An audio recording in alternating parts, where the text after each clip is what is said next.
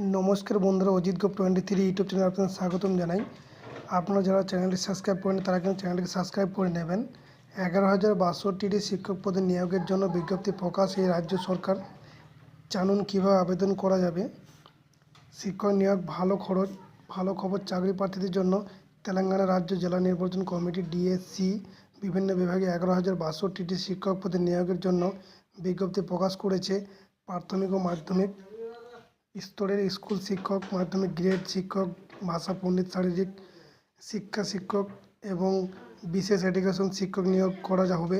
আবেদন প্রক্রিয়া অনলাইনে অফিসিয়াল ওয়েবসাইটের মাধ্যমে হবে। আবেদনকারীকে অবশ্যই শিক্ষক ও প্রশিক্ষণ নিতে হবে। এনসিটিই এর নিয়ম মেনে শিক্ষক নিয়োগ করা হবে। এই বিষয়ে বিস্তারিত জানতে অনুগ্রহ করে অফিসিয়াল ওয়েবসাইটে ভিজিট করুন।